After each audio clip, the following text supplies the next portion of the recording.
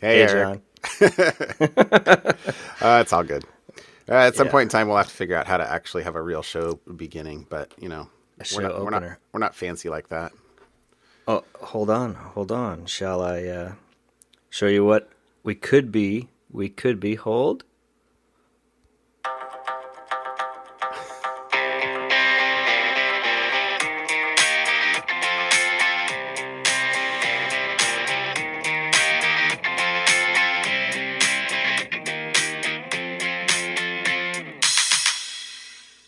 There you go. What'd you do? I just loaded GarageBand and played for a minute. That's funny. That's funny. I don't know. I don't know, dude. Those always seem a little tacky to me.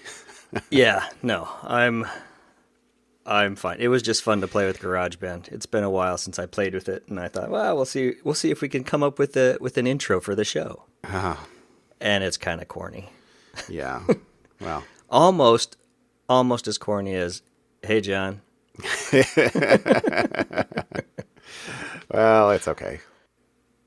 So, hey, Eric, what happened this week? I went fishing with Fishing? my boy, yes, and a couple of his buddies. It's a 12-year-old Boy Scout outing to the mountains to go fishing in a lake that was recently stocked. And as it is June in the state of Oregon, it poured rain on us and got down to 38 degrees, and we about froze to death. I'm sorry. I'm sorry. Yes, but Yes. we did catch fish.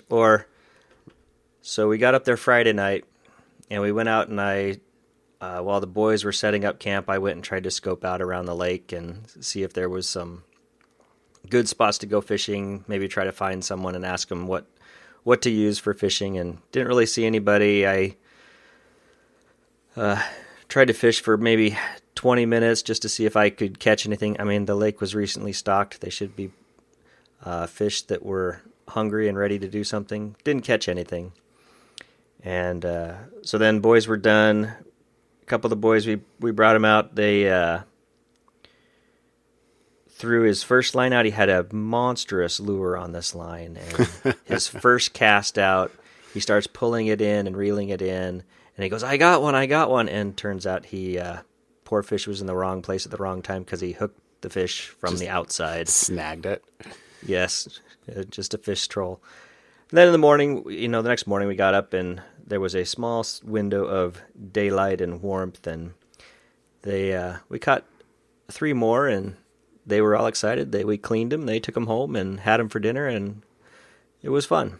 So that was my exciting weekend fishing in the rain. Oh, that's awesome. That's awesome. And you got new members of the family, I hear.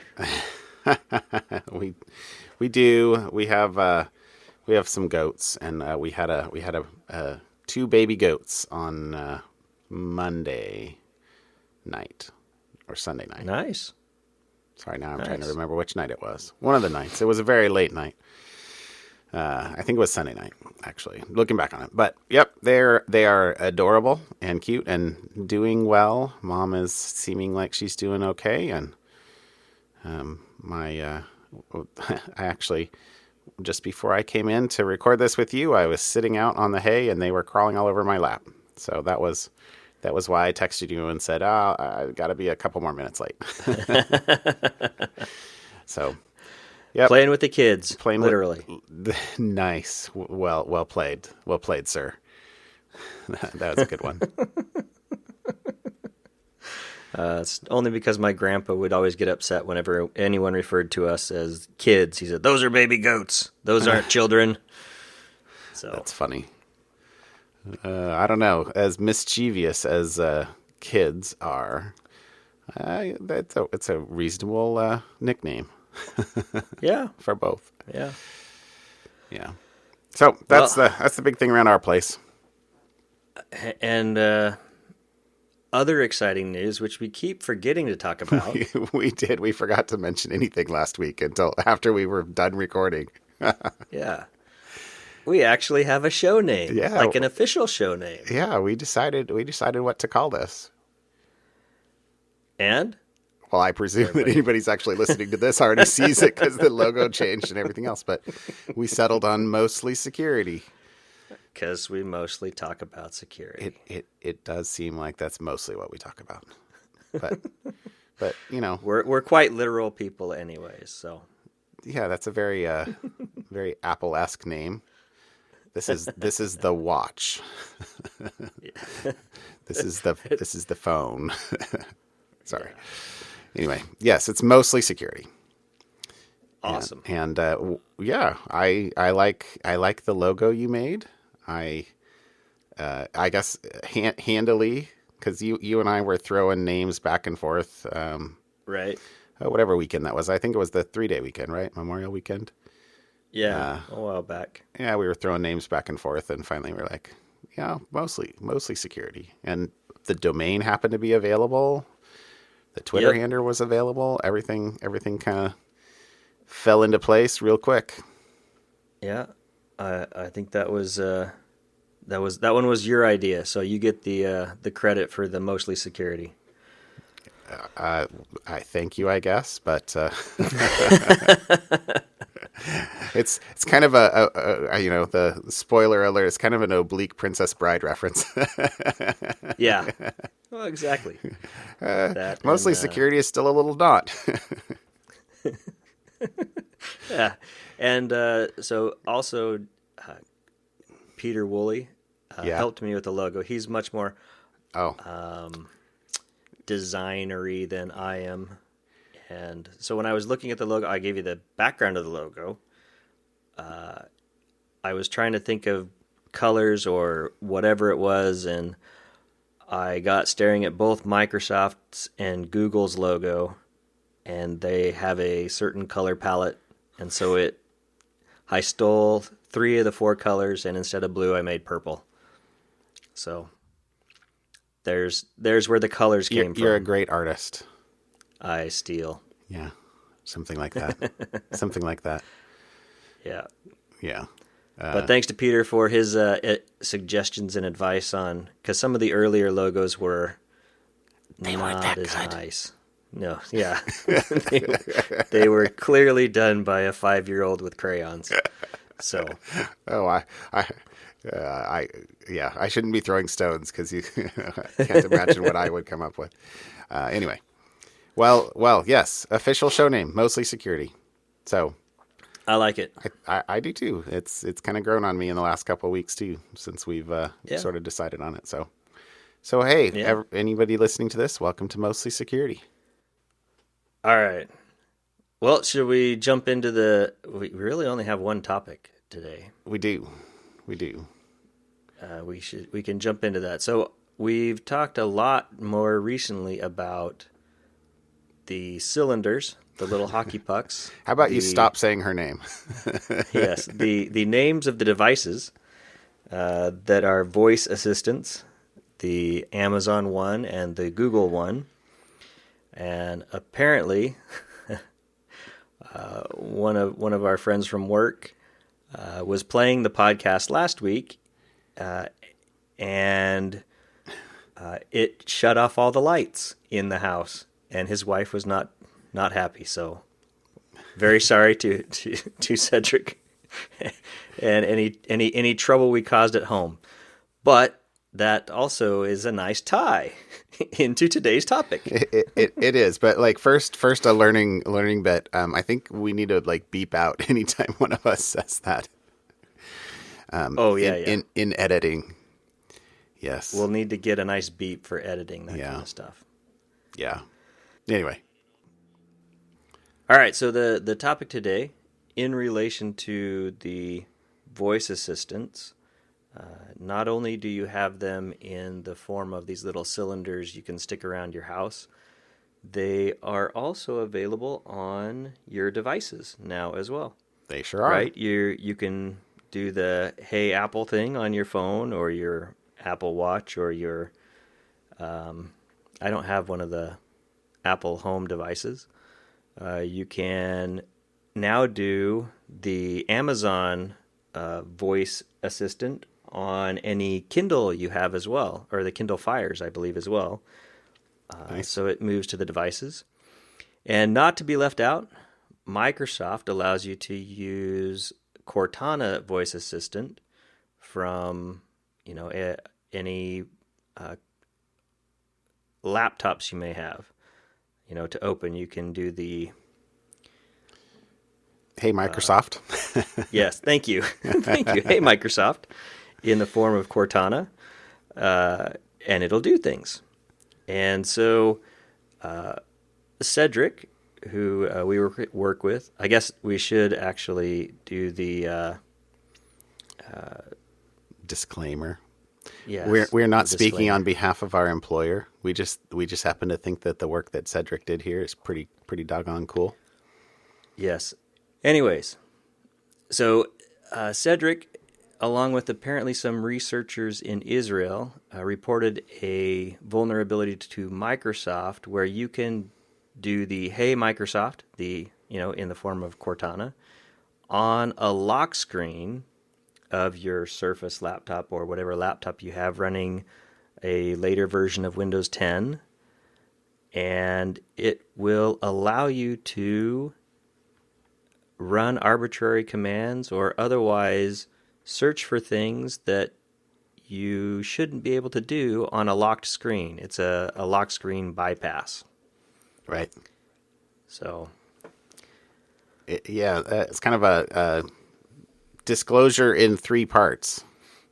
Because yes. the first part, the simpler part is, just trying to get access to information. I mean, in order to take advantage of this, you'd have to have physical access to the device. But if you have physical access to the device, but you don't have logical access to the device, you can't log in. Maybe you can still get some information here. And so the first one was a way to, say, hey, Microsoft. And then since you have access through the voice assistant to data that's indexed, meaning that if you try to search for something, part of the search results will actually show you indexed data. Right. That's a way to actually, you were able to actually view potentially confidential data without having to log in, because you're viewing the, by default, the voice assistant is enabled on the lock screen, and then on the lock screen after you triggered her, and you could do a search that would actually show you results, including results inside files. Right. And it's very similar to if you have the device already unlocked and you're at the start menu or whatever the new start menu part is called, and you just start typing. Yep. You can just start typing and it will show you results as they match those things as they come up. Right. So it's that same behavior, but right from the lock screen. Right. But by default, you can actually, it'll index data inside documents, and, it'll even, if there's a match inside the document, you can hover over the match, and it'll show you the data from inside. So it's not just the name and path and other information about the file itself, but also the potentially the contents of the file. Right. So the article shows typing the letters PAS, and it starts finding password anywhere passwords are found. And, if you have a password file, for example, a text file that you've stored your passwords in and you keep on your desktop or something, well, that's now available from the lock screen. Use a password manager. Yeah. Says the guy that only started using a password manager a couple of months ago. So, hey. But you're in the in crowd now. So it's all good. I am now getting cooler every day with every login I find and add. Yeah. So not that the being able to start searching and viewing results on the lock screen, that's not bad enough. You have full access to a lot of other things like a USB drive and anything you decide to put on the USB drive. So imagine loading up some malicious software on a USB, plugging it in, doing the "Hey Microsoft," and start typing. And instead of typing, random letters, type wherever the USB drive is and the name of your shell script or whatever you want to run is, and have that execute. And it actually can. That's right. That's right. Actually, since I guess the second thing that he's trying to demonstrate here, that he demonstrated here, is how to get code execution from the lock screen without, obviously logging in.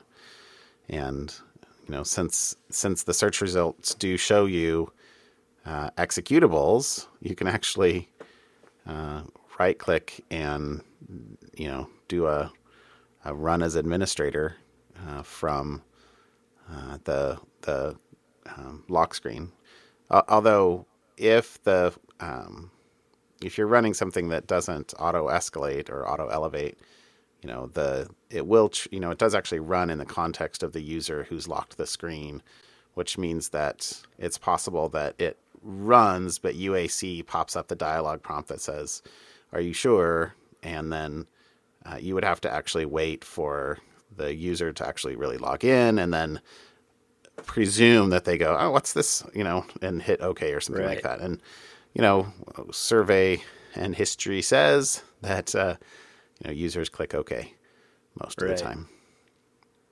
Yep. And so the article that we'll link to has a pretty detailed demonstration, and you can try it yourself unless you've updated to the latest software, which hopefully you should have done anyways. But yeah. Well, so okay, we got to actually talk about the third one though. So the second thing was how to get code execution, and the first is not as interesting if because it's limited by what you can execute, but his second option there was demonstrating how to get to run a PowerShell of your choosing, which is a little more interesting. But the third thing in this article was the real biggie. Mm-hmm. The third thing in here is how to log into a locked device with no user interaction. So this is the good times. The trickier thing. So this is, when the instructions say you cannot use backspace, if you make a mistake, press escape. Carefully type.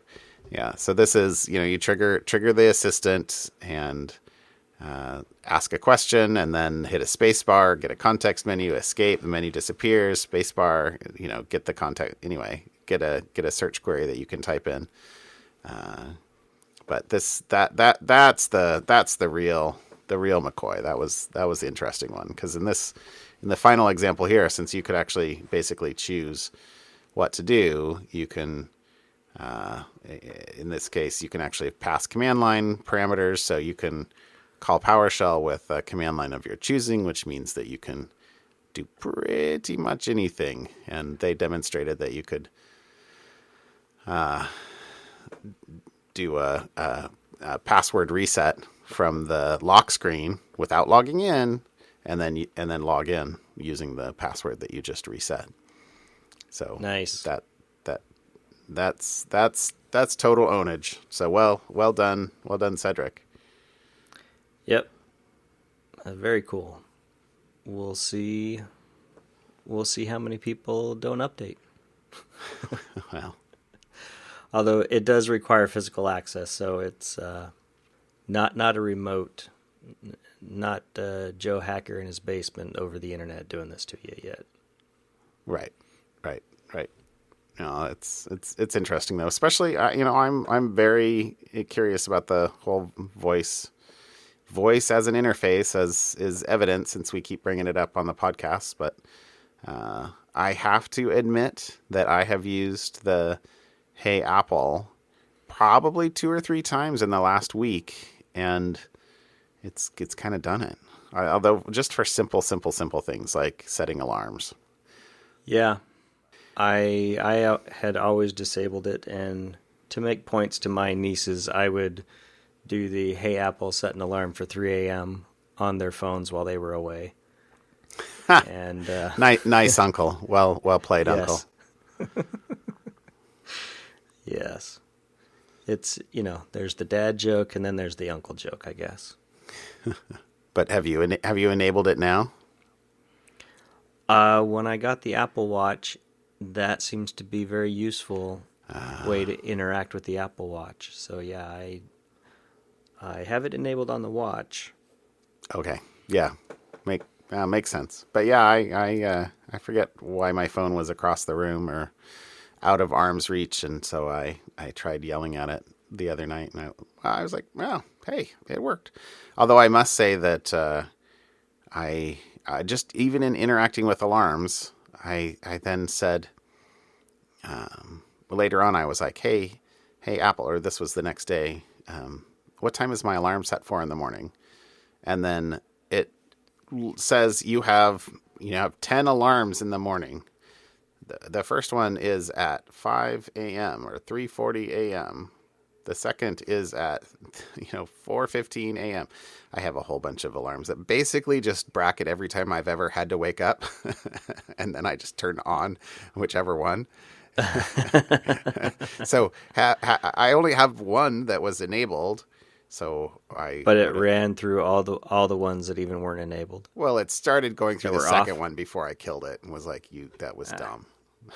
That didn't work. So still much to learn. Exactly. Hey Apple. Long way to go. Yeah. I don't know. I gotta say, my money's on Amazon in this race. Amazon's crushing it still. Well, I don't know. Amazon hasn't called up a hair salon and made a fake appointment, so. Okay, that's fair. That's fair. To be fair, neither has Google.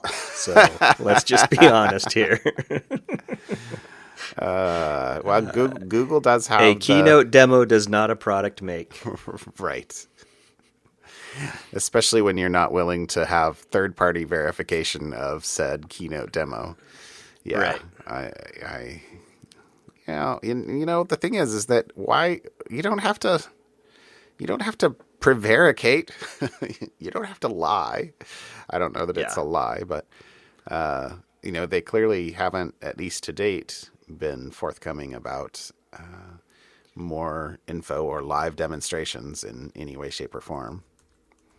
So, I don't know. We'll see. Anyway, I was just gonna say, Android is a ace in the hole for Google for sure. I mean, they've got so many phones. If they can get it good enough, they've got a data advantage that should give them a leg up, but they're not executing to the best of my knowledge as rapidly as Amazon is. I mean, Amazon's working really hard to kind of work around the whole Android moat by trying to put the Amazon assistant everywhere. Thanks. It's hard. It's hard not to say her name. I know. Well, I do love my Google Pixel. My Android phone is the Google Pixel, and it's not an iPhone, but out of all the Android phones I've used over the years, it is by far my favorite. And I will upgrade to the Pixel 3, I think. I have yet to see it, but I would like to. So, yeah. Anyways, good stuff. I appreciate having a friend that will carry around an Android phone so that I can, mock him. No. So I could be Android adjacent, keep there you go. Keep a little bit of tabs without, So something fun? Yeah, something fun. So I'll go with mine first, and it's kind of two things. I don't know how fun they are, but they're pseudo fun, I guess. A number of episodes back, we talked about, speaking of the Google AI and the Google Assistant, and the controversy between whether or not you should identify yourself as a Google Assistant. There was an article in the SF Gate, the San Francisco web magazine. Is that what this is? Anyways, the headline of the article is "People Kicking These Food Delivery Robots is an Early Insight into How Cruel Humans Could Be to Robots." So please, people, just don't kick robots. Let's not start there. It's more. So like I said, it's not really fun, but it is about how we treat things. And there's some research that I guess they've done about, little robots that go around and kids will kick them, and if left unsupervised, and as we've talked about this kind of stuff in the past, how we treat humans. I don't know why we're distinguishing. I don't know why we're saying or feeling like it's okay to treat robots, even though these, if you look at these food delivery robots, they're like 6-wheeled, tiny little tubs. It looks like an ice chest rolling around. But they raised $25 million to do food delivery robots. So let's be nice to technology. How do you want the robot to treat you after it grows up into your robot overlord? Exactly. I mean, exactly. Why and how was Skynet formed? Clearly, somebody went and kicked a robot. One of the co-founders is quoted in the article of saying, "Some people pass our robot and kick the robot a little bit. That's not really a problem, I think. If people have such anger management techniques, that's fine by us. Our robot just drives on." So, taking it in stride, it sounds like, but come on, people. Let's not be nice to the robots. They're there to help. Exactly. They're there to make your life easy. Have you not seen WALL-E? I haven't in a long time, but yeah. I just hope we don't actually ever get to this point where we're like the people in WALL-E, but yeah. Robots are there to help. Still be nice to them. I mean, you wouldn't. Anyways, sorry. I could go on, but I shall stop. What was your something fun? That's a cool article. That's a cool article, or it's a cool technology at least. I'll be curious to see. My something fun was actually a link I saw early in the week about Microsoft putting a data center on the bottom of the ocean. So obviously we'll put a link in the show notes here, but it's basically a presumably watertight. Sorry. Or liquid cooled. Yeah. Well, yeah, cooling is certainly one of the things that there's an abundance of if it's down underwater. Yeah, so this is a self-sufficient waterproof data center to the bottom of the ocean floor near Scotland. So, and it holds 12 racks of servers, basically, and is self-contained. So I presume, and I don't think it actually said here. It just said that they did it where they did it because it's naturally turbulent and good tidal energy. In fact, I do remember reading an article a few years ago about some of the renewable energy projects in the around Scotland. Yeah. A whole bunch of Bitcoin miner companies just perked their ears up. That's right. Well, the ocean puts out, or perhaps I should say the moon, puts out an awful lot of energy as it... tidal energy. Yeah. Goes around the Earth. I like to see the job description of the repairman. All right. Can you scuba dive? And how do they get in? Or do they have to, if there's any type of problem, they have to raise it from the depths and open it, fix it? Well, from the look of the thing, it looks like it's Yeah. completely self-contained. There's no way you're getting into that from underneath. So it's probably, if a server goes down, the server stays down until 30% or some percentage of the servers are down, and then you bring it back up. So Right. Well, but I appreciate the attempts, of finding new ways to do things. That's kind of cool. well, dude, you say attempt. This is really cool. This is a great way of, how do you, one of the biggest costs of data centers is cooling, right? Mm-hmm. So have it in a self-contained thing that is able to generate its own.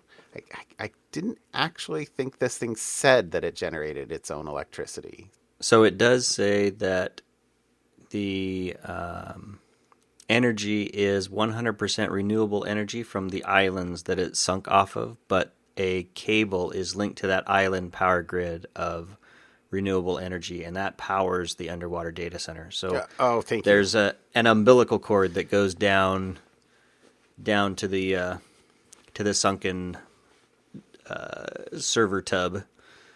Well, you're gonna need an umbilical regardless, because I'm sure you're not doing Wi-Fi. Right. But okay, there you go. There's the sentence that Yep. says it's 100% renewable, but not self-powered.